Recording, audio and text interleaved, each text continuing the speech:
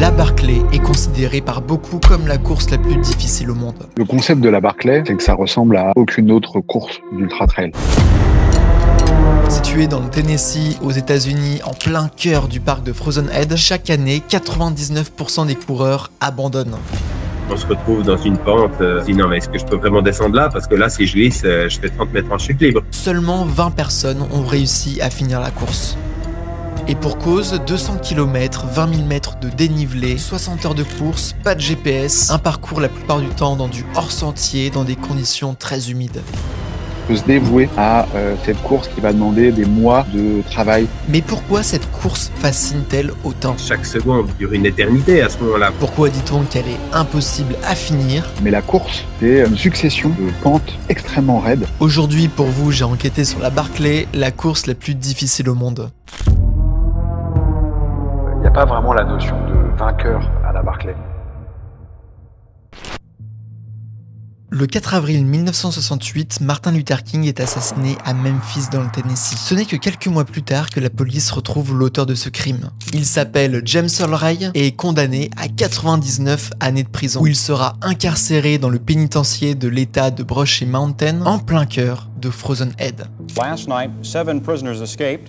Among them, James Earl Ray. Ray is still at large, but one of the men who escaped with him was recaptured today. En 1977, le criminel américain arrive à s'évader et devient l'homme le plus recherché des États-Unis. La cavale va durer 55 jours. Les policiers, persuadés qu'il est allé assez loin de la prison, agrandissent alors le cercle de recherche. Mais il sera retrouvé à seulement 12 km de la prison. Cette histoire va faire le tour du pays. Et un jour, alors qu'il apprend la nouvelle, un homme nommé Gary Cantrell va se moquer de cette cavale. Il prétend qu'en 55 heures d'évasion, il aurait eu le temps de parcourir 160 km au minimum. La création de la Barclay, c'est pas du tout un hommage envers l'assassin Martin Luther King. C'est plutôt une sorte de moquerie de la part de Laz et ses amis qui avaient l'habitude d'aller dans cet endroit et qui ont un peu décrété, nous, 60 heures, on aurait pu faire 100 miles. Le comptable américain, qu'on surnomme Laz, va longtemps réfléchir à cette idée de 100 miles. Et pour en savoir plus sur ce personnage emblématique, Gary Cantrell naît en 1954. Il va devenir l'un des pionniers de l'ultra-distance. Jeune, il organise et prend le départ de plusieurs courses dans la région. Il se passionne pour cette discipline encore très méconnue du grand public. Bien que le running commence à devenir à la mode, l'ultra-trail et les ultra-marathons sont encore très méconnus par le public, jugeant trop risqué, trop dangereux et beaucoup trop long pour le corps humain. Au début des années 60, c'est une discipline qui était en plein essor. Il a commencé à organiser des courses parce qu'il était coureur lui-même et il voulait pouvoir participer à des ultras. C'est alors en 1986 que Laz organise la toute première édition de la Barclay. Au départ, ils sont seulement 13 et Laz prendra également le départ. À cette première édition, 80 km à parcourir en moins de 36 heures. Aucun ne réussira à terminer la course. Pas même Laz qui terminera la première boucle en 12 heures et 18 minutes. L'organisateur en est certain, il vient de trouver un tout nouveau concept de course. Mais il veut être encore plus joueur pour les prochaines éditions et ainsi augmenter la difficulté.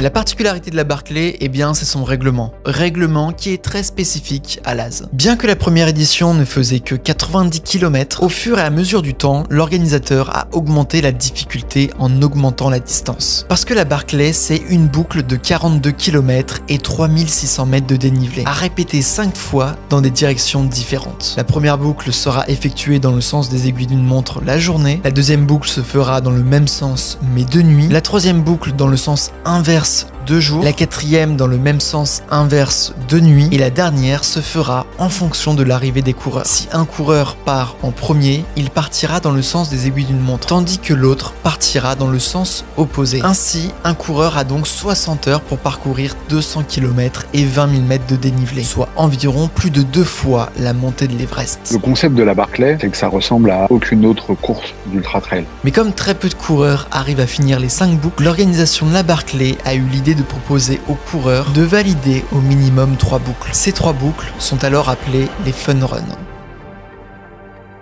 Il n'y a pas vraiment la notion de vainqueur à la Barclay. Ce qui importe, les gens qui y participent et les gens qui entourent cette course, voilà, les organisateurs, un peu tout l'espèce de microcosme de la Barclay, c'est la notion de finisher, de finisseur. Il ne faut pas avoir la Barclay que comme une espèce d'antithèse du reste, c'est l'œuvre de quelqu'un qui est profondément passionné par l'ultra.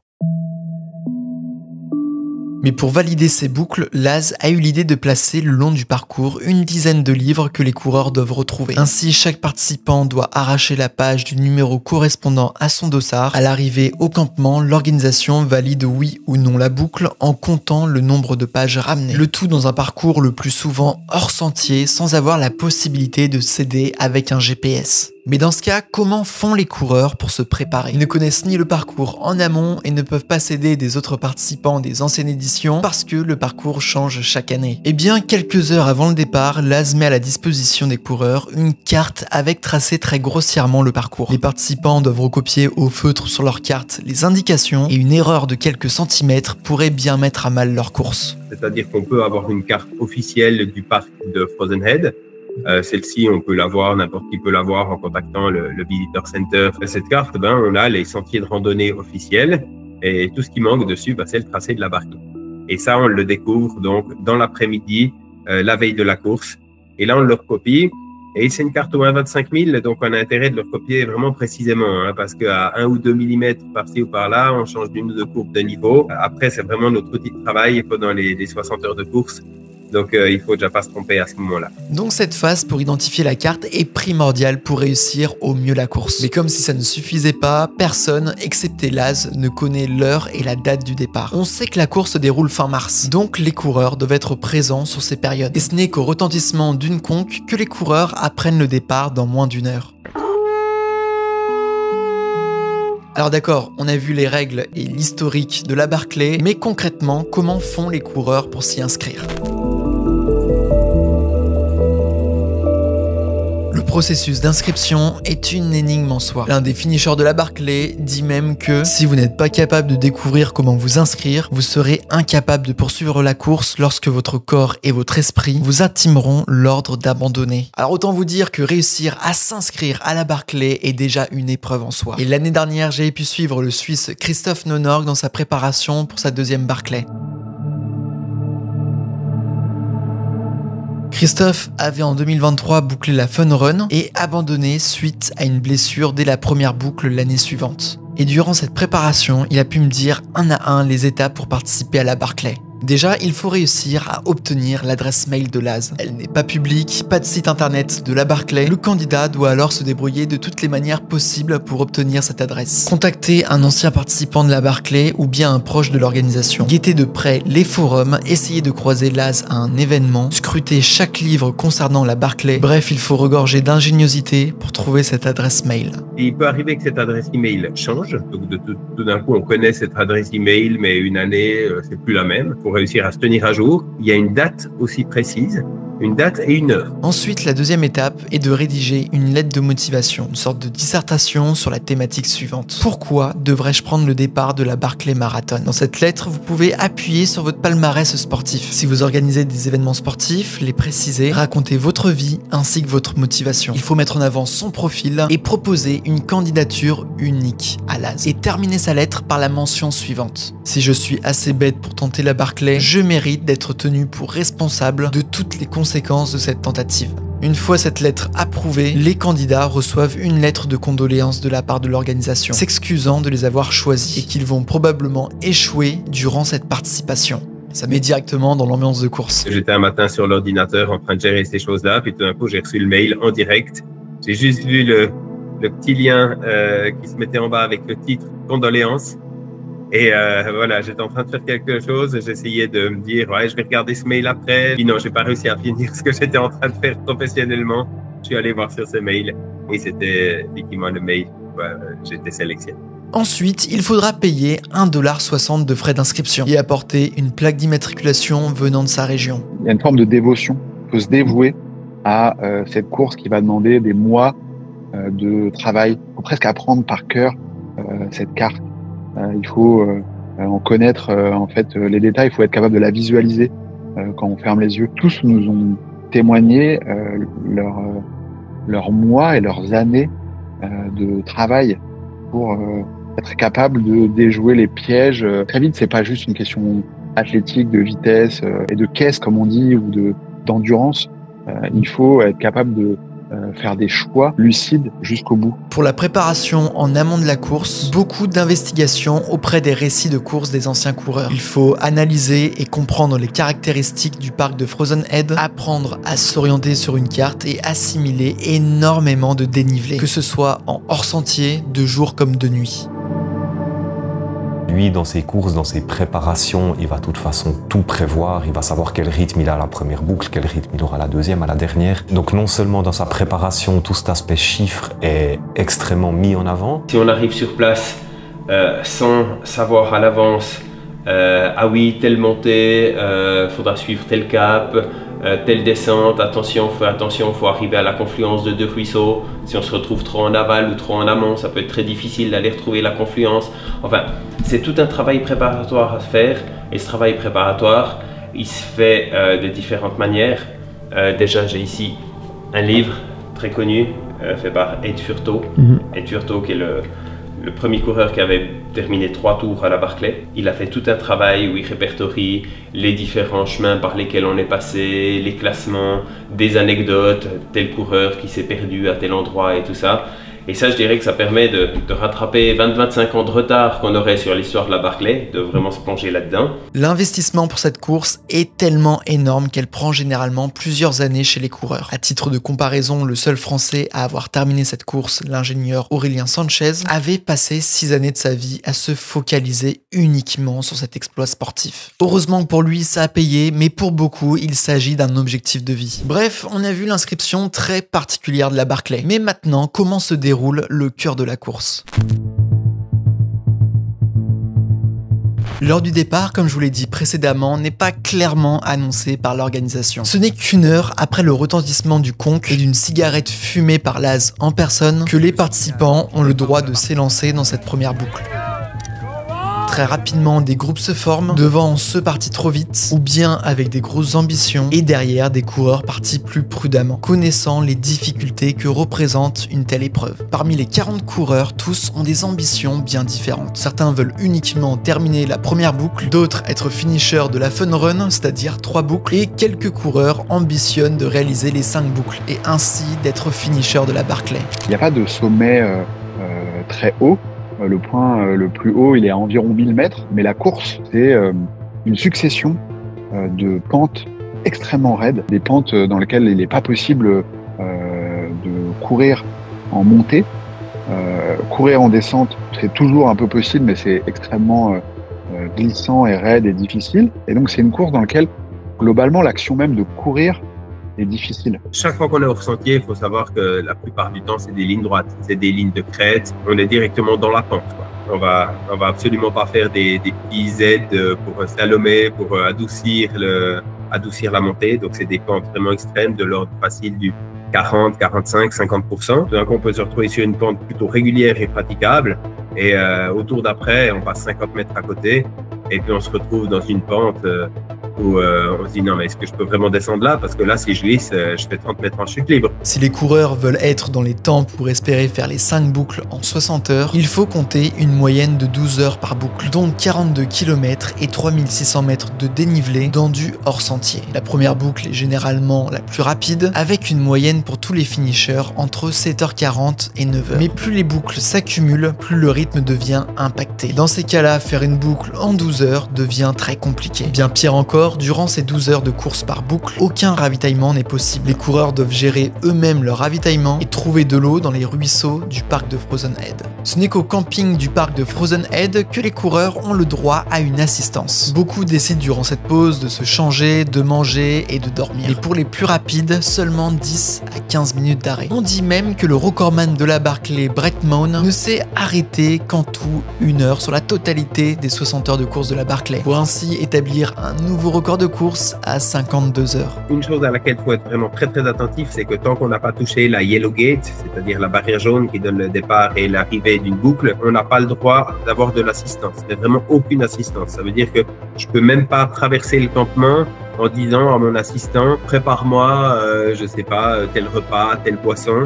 Donc voilà, c'est vraiment pas un mot à notre assistance. Et à partir du moment où on a touché la barrière jaune, alors là, effectivement, l'assistance s'organise.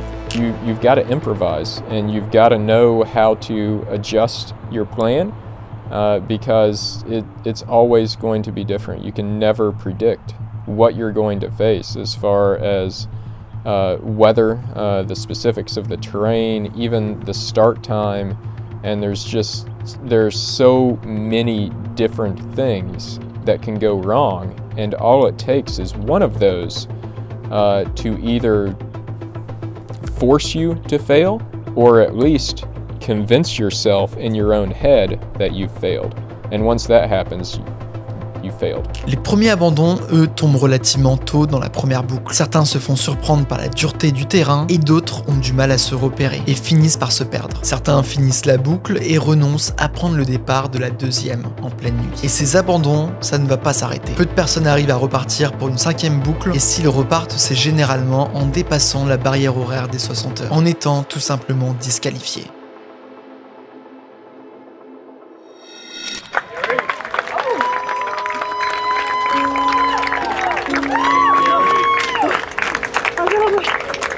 C'est notamment le cas du Canadien Gary Robbins qui, en 2017, se perd durant la cinquième boucle, après plus de 50 heures d'efforts. Et contre toute attente, le Canadien surgit de nulle part dans le camp de base de la Barclay. Son temps officiel, 60 heures et 6 secondes. 6 secondes de trop qui pousse Laz à définitivement éliminer Gary Robbins. Des conditions assez dantesques et puis un scénario vraiment palpitant avec deux coureurs dans la cinquième boucle. Et paradoxalement, c'est l'image que moi j'ai faite cette année-là, qui a été la plus vue, qui a été publiée dans plein de magazines. C'est la photo de celui qui n'a pas terminé.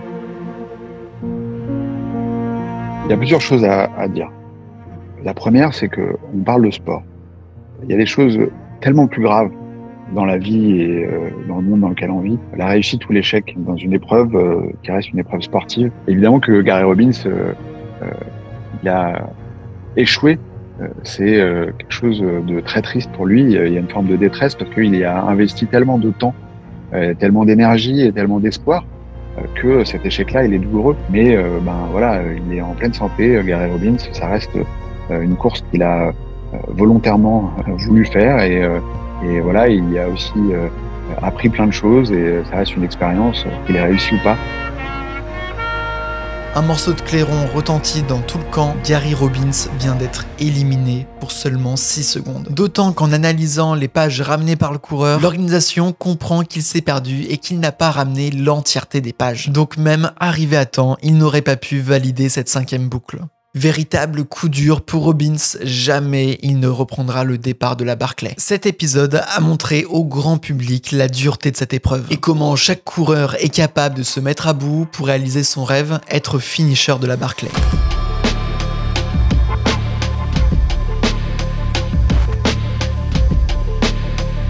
En pratiquement 40 années de Barclay, seulement 20 personnes ont réussi à être finisher. Par moment, il aura même fallu attendre plus de 5 ans pour voir une personne finir la course. Mais dans ce cas, qui est finisher de la Barclay? Eh bien, aucun athlète élite. Uniquement des coureurs amateurs qui ont plein de points communs. On a réalisé très vite que la plupart des finisseurs, c'était des gens qui étaient ingénieurs, par exemple. Plusieurs personnes qui étaient dans la Silicon Valley. Quelqu'un avait été, soi-disant, la première personne à avoir résolu le Rubik's Cube dans la Silicon Valley. Ce genre de profil. En analysant le profil de chaque finisher, on s'est aperçu que beaucoup d'entre eux étaient des ingénieurs, des professeurs de mathématiques, des physiciens et des architectes. Bref, beaucoup de métiers où l'objectif est de résoudre une problématique. La Barclay étant une problématique, analyser le parcours, réussir à s'inscrire, gérer 60 heures de course, deviner des énigmes, toutes ces choses font de la Barclay une course avec énormément de solutions à trouver. On le voit même dans les personnes qui finissent la Barclay. Il y en a peu qui en ressortent vraiment totalement indemnes. Voilà, c'est pas un UTMB, je pense qu'on est vraiment dans quelque chose qui va plus loin, où il faut accepter un stade. Voilà, il y a des coureurs qui ont parlé d'hallucination à un stade. Il y a des anecdotes dans ceux qui s'endorment, mais qui s'endorment dans une flaque d'eau pour être sûr de ne pas s'endormir trop longtemps. Voilà, on est vraiment dans quelque chose de particulier. Don't you think you finished Barclay because you were a good runner?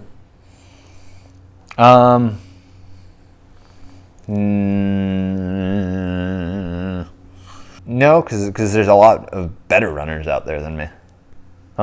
There's a lot of better people that have like, when you look at it on paper in terms of like, okay, well, what is a good runner? A good runner is maybe a person who runs a fast marathon, a person who runs a fast 50K, a person who's done a sub 1300 miler or something like that. I don't know, like Wardian or something like that, right? Like he's a great runner. I would say I finished it because in that window of time, the mental illness that I suffer from was my biggest advantage that I had beyond anybody else, was the fact that I came from depression and anxiety and was able to use that in a manner which helped me finish that event in that specific window of time that I don't think I could replicate anymore. Également, beaucoup de finishers ont déjà été recordman de défis longue distance appelés des FKT. On a notamment Brett Mone qui a été le recordman du John Muir Trail aux États-Unis, Aurélien Sanchez également finisher du John Muir Trail, Jared Campbell et Blake Wood vainqueurs de la Hard Rock. C'est des gens qui avant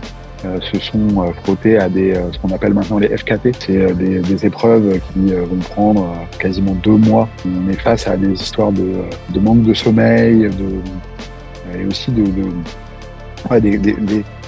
qualités qui sont un peu les mêmes que celles nécessaires pour terminer la Barclay. Et tous les finishers ont fait de la Barclay un objectif sur plusieurs années, devenant complètement accro à cette course. Et très généralement, les coureurs dédient plusieurs années de leur vie pour préparer cette Barclay. Mais depuis 2023, la course a connu un véritable bouleversement. En 2 années seulement, 8 nouveaux finishers ont terminé la course. Parmi eux, le tout premier français Aurélien Sanchez, ingénieur toulousain. Mais également la toute première femme à finir la Barclay, la Britannique Jasmine Paris. Mais en 40 ans, pourquoi quasiment aucune femme n'avait pu être finisher? Eh bien, pendant longtemps, l'organisateur, certains diront par bêtise, d'autres par provocation, disait que les femmes n'avaient pas leur place sur la Barclay, jugée beaucoup trop tendre. Pendant très longtemps, il y avait peu de femmes au départ. C'est là ce qui choisit les gens. Et en fait, pendant très longtemps, il a sélectionné peu de femmes. Donc voilà, c'est aussi de sa faute. Et aussi, il faut prendre les choses un peu plus largement. Dans notre société, le temps, il n'est pas donné de manière pareille aux hommes et aux femmes pour exercer des loisirs. Parce qu'il y a des injustices sociétales qui font que les femmes ont moins de temps à dédier à quelque chose comme la Barclay. Et ça, il a fallu du temps avant que on puisse avoir des concurrentes qui pouvaient investir cette charge complètement démesurée de temps, de préparation, de dévotion nécessaire pour finir la course. Par beaucoup de ces commentaires sexistes et également par une inégalité sociétale qui peut se retrouver dans l'ultra trail, beaucoup de femmes ont commencé à se désintéresser de la course.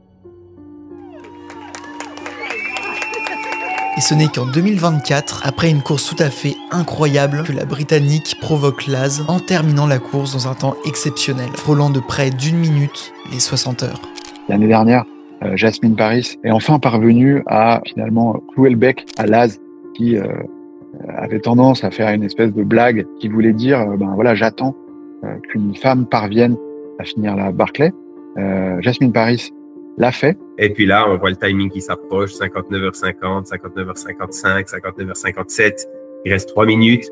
Et puis moi je parlais aux personnes qui étaient là du calcul que j'avais fait, qu'elle avait fait 4h03 dans la 3e boucle, que là elle avait que 3h37 pour le faire. Et à ce moment-là, au bout de la route qui traverse le campement, en bas, on voit arriver un enfant au courant qui nous dit qu'il y a un runner qui arrive. C'est 3 minutes. Puis là, on attend encore pratiquement 1 minute supplémentaire. Et chaque seconde dure une éternité à ce moment-là, parce qu'on sait qu'il lui faudra encore plus de 30 secondes pour monter, traverser tout le campement et arriver jusqu'à la Yellow Gate.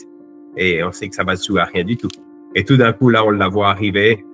Et puis, c'est un moment complètement dingue. On voit vraiment qu'elle a les yeux focalisés sur la Yellow Gate. Il pourrait se passer n'importe quoi autour d'elle. Il n'y a plus rien qui existe. C'est vraiment ces images d'elle qu'on a vues, cette vidéo de son arrivée, complètement dingue. Et elle touche la Yellow Gate avec moins de 2 minutes de marge sur 60 heures de course. Ce jour-là, Jasmine Paris a ouvert la voie. Les femmes ont tout à fait leur place dans cette course et très certainement que ces prochaines années, on verra beaucoup plus de femmes à l'arrivée de la course. La Barclay fascine par son imaginaire ou bien l'idée qu'on peut s'en faire. Aujourd'hui, après 40 ans, la Barclay est devenue un mythe dans le monde de l'ultra trail. L'une des courses les plus vieilles des États-Unis qui s'est construite avec les années à l'antipode de l'évolution du trail. Pas de price money, ni d'index de performance, ni de milliers de spectateurs au départ. Rien de tout ça, seulement des passionnés venus réaliser leurs rêves. Bien qu'actuellement on assiste à un développement de l'ultra trail avec des performances de plus en plus rapides, une densité de plus en plus présente, aucun élite n'a encore terminé la Barclay. C'est-à-dire que les gens qui sont habitués à ce sport de l'ultra, qui terminent, je sais pas moi, une Western States en une quinzaine d'heures, l'UTMB en une vingtaine d'heures, sur une Barclay, leur problème c'est la lenteur du rythme.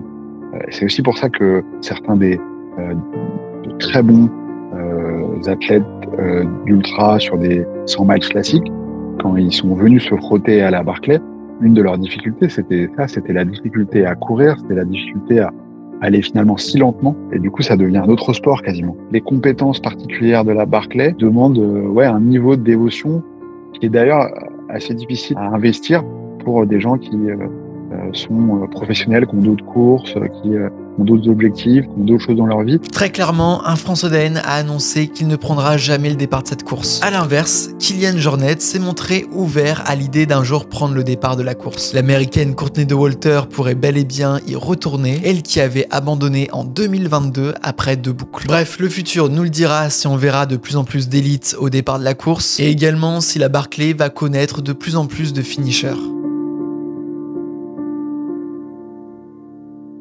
C'est la fin de la vidéo, j'espère qu'elle vous aura plu et je voulais vraiment prendre le temps de remercier Christophe Nonorg pour sa participation, mais aussi Alexis Berg pour avoir longtemps répondu à mes questions. Pour réaliser cet épisode, je me suis beaucoup documenté, j'ai notamment vu des films, des reportages et des livres, et notamment Les Finisseurs, un ouvrage écrit par Aurélien Delfosse et Alexis Berg. C'est un livre très complet pour comprendre la course et qui répertorie l'intégralité des finishers de la Barclay depuis 2020. En tout cas, si vous êtes intéressé, je vous mets le lien en description. Et je remercie Alexis Berg pour son temps. Sinon, n'hésitez pas à me dire en commentaire ce que vous en avez pensé de la Barclay. N'hésitez pas à liker, à vous abonner et à me suivre sur Instagram. Ça soutient beaucoup mon travail. Et on se donne rendez-vous pour une future vidéo.